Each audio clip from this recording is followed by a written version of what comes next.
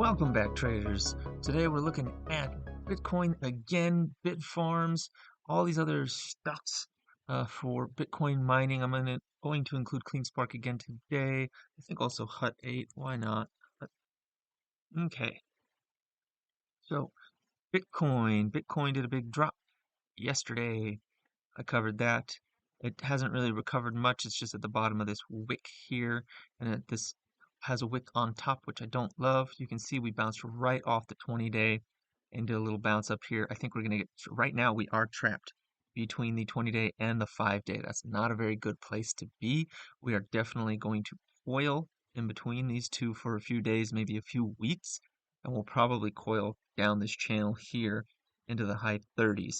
That's what I'm thinking is going to happen, because if you notice, Bitcoin, the way it likes to move is do these big explosive moves. Let me turn that off. It likes to do these huge explosive moves and then like tight range trading, either in a melt up or melt down sort of fashion. You can see that also here. Big explosive move down and then melt down slightly. Then it came up a little bit, melted back down, melted up, melted down, and then big explosive move, melted up a little bit down, and then kept melting up. And here we went big explosive move up, consolidated for a few days, big explosive move down. Now we're going to consolidate for a few days, maybe in the downward direction, maybe get into these high 30s, and then who knows, it could explode up or down, honestly, at this point. We'll see what happens there. But if you notice, Bitcoin really loves to do that. Big explosive move up, melt sideways, and then melting down. Big explosive move up, melting down. Same thing here. Big explosive move down, melting up a little bit. Big explosive move up. It just likes to move up, over, down, up, over, down, or down, over, up. Like that's what it likes to do. Big moves at a time. You can see lots of U shapes here on this chart. That's Bitcoin. That's how it's moving. Today's not super impressive. If we go down to the 2-hour chart, hitting the 20 EMA on the 2-hour chart and we reject it off of it. That's not good. We're going to come back down to this 200 where we rejected before.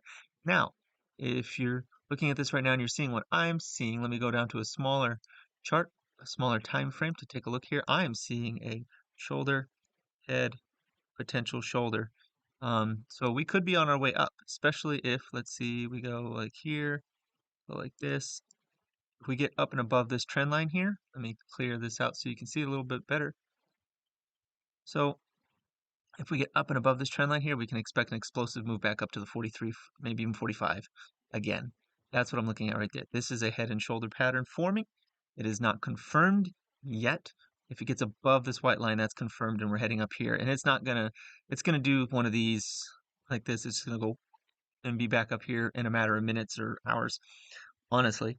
So, I mean, I wouldn't try to catch that move or anticipate it, but that's what I'm looking for right now is a move back up here. Actually, now that I think about it and I see this, just head and shoulders, it's pretty textbook, actually. So let's see what happens with that. I think that's really, because we already saw the RSI divergence play out that I was talking about before, which was, or no, we didn't. Oh no, we haven't seen that yet. No, it's all the way down here. The RSI divergence is all the way down here. So if we go to the daily, back here, higher RSI, and then we came down. It looks like we're doing a 50 retracement, just like here, where we came down to the 50 and then back up again.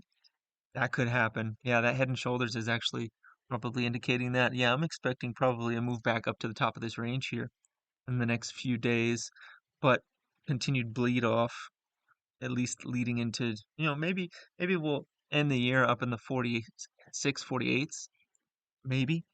But before the halving, we're definitely going to come down. Probably test this RSI divergence. We'll see. We'll see. That's what I'm thinking right now. I'm going to leave this line on here too. And then I'm going to put a little note in there. Put it right here. HNS 2-hour. And let's just leave that right there. All right. Let's look at Bitfarms. What did Bitfarms do? Basically, yesterday I was saying I wanted to see it come down. Test the bottom of this range, and then it did it almost immediately.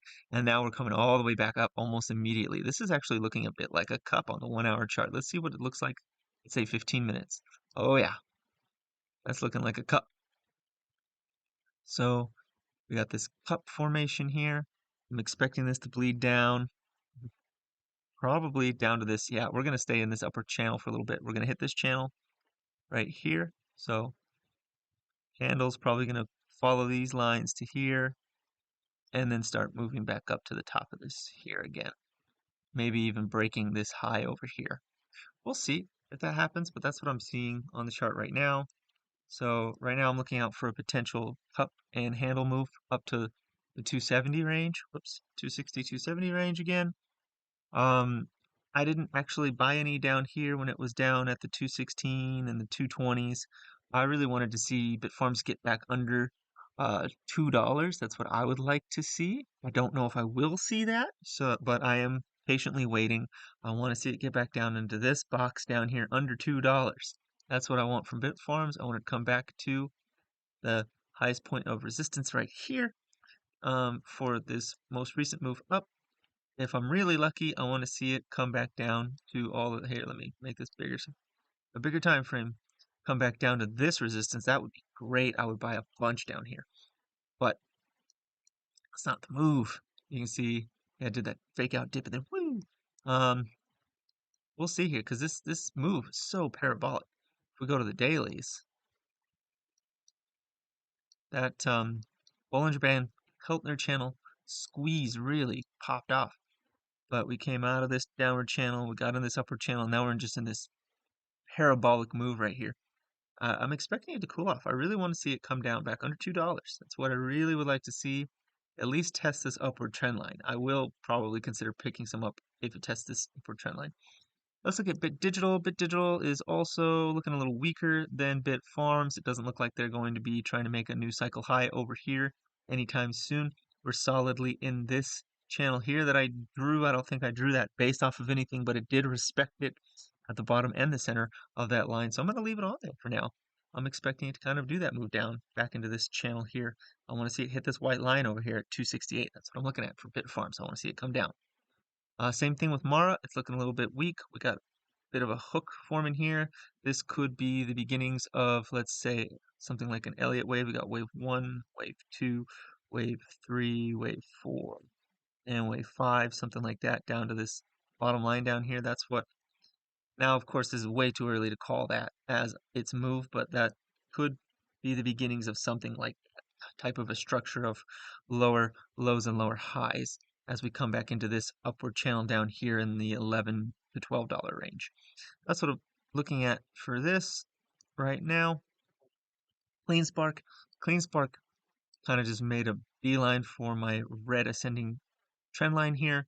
Didn't quite get to it, but we got stopped right here at $9. We got stuck. That's going to be resistance now. Again, same thing. It looks exactly the same as the Mara chart. It's going to come down, do a little pullback here, and then keep coming down, I think. Bitfarms honestly is showing the most strength on these charts. The most strength. It's operating close to its highs. It's got a big gap up on the bottom. Yeah, it's got a big gap up on the bottom. Bit Digital does too today, but I don't know if you notice all the miners, all their charts have this hook on them right now today. But Bitfarms looks the strongest. CleanSpark, I'm expecting, yeah, to come down into this box here, maybe fill this gap down here at 771. Hut, same thing, hook. This one has no gap up. We are in a strong downtrend right now, starting about right here, going like this, and we're gonna go like that. Yeah, we're in that downtrend right now. Let me actually make this red. There we go. That's what I'm looking at for Hut. Yeah, oh yeah, we're right here. This is acting as resistance right here, so let's go ahead and pop a line right there. That's our resistance line right now. How far back do we need to go to see some prices below this? Here we go. All the way back here. Let's go into a 4-hour chart. Okay. Where are we here? On the downside, let's see, looks like we've got some support around right here. Let's make that orange. Below that, below 11. Wait a minute, 11. When did Hut start trading at $11? About right there. Yeah, I have not looked at Hut in a while. When did Hut start trading at $11? It was trading like $4 last time I saw it. I know there was some news on Hut. They did some sort of merger or something. I'm gonna have to do a whole video on Hut. I'm gonna have to look into this and see exactly what's going on with Hut. But this is just a pure chart price action sort of analysis. Price action right now looks bad. It looks bad. This here is going to act as resistance at $12, 12.05. That's resistance. Support beneath that is at, it's actually pretty close at 11.11, but if it breaks that, we're looking at this aggressive downward channel. If it follows it, if it continues to follow it, we're looking at it coming down into the $8 range on Hut. The RSI being under 50 is not so good. The fact that the um, volume oscillator came down, started coming up, didn't quite hit zero, and started moving down again. It's curling over, but if it does a similar move like that and then comes back down here again, yeah, we're looking at some nastiness on this chart potentially. That's short term though. We'll see. I'd probably be interested in Hut. I'd be interested between these two trend lines underneath 11.11 and near 8 or above, slightly above 8. That's where I'd be starting getting interested. There is a lot of resistance right here, so Hut needs to do a lot of work to get through this. It's going to take a lot of momentum to get through that and then to beat these highs up here even more so. What was the high before? $29? Eh. What was this one? Oh wow, that's quite the mountain. When was this? This one was, oh, this was 2021. Oh, wow, $102. I have to look into this because Hut was $4 last time I looked at it. I have to know why. I can't, I have not looked into it yet. I'm just looking at the chart today. Anyways, that's the update. Bitfarms is looking the strongest on the chart.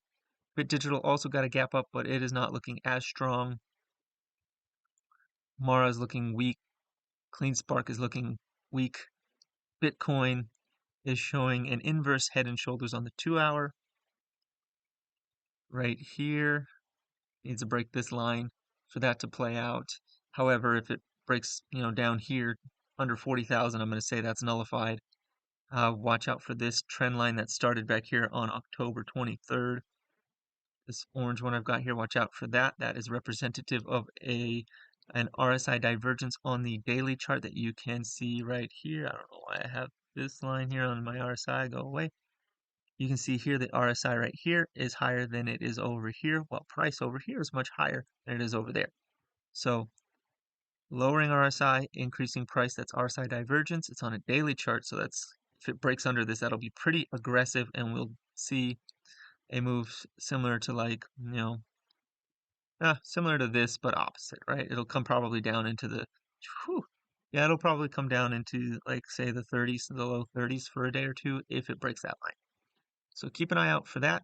Currently, there is a bullish look on the 2-hour chart, but the daily chart still looks a little scary. So that's what we're looking at here. I kind of hope it does break down for a few days. I would like to pick up Bitfarms under $2. I'd like to pick up Bit Digital, in the in the dang it. I'd like to pick up Bit Digital in the mid $2 range. Mara, I'd like to pick up closer to $10. CleanSpark, I would like to see fill this gap and pick it up around $7. Hut, I'd like to get it down here around, $8, $9. So anyways, that's the update for today. Look forward to soon a video on Hut. I definitely need to look into this. They have a great Bitcoin hodl. They did some restructuring recently. I'm not sure what that's all about. I'd have to look into that before I would commit any money to this position. But I'll be doing that soon, sometime this week. But with that said, please like, comment, and subscribe, and have a profitable day.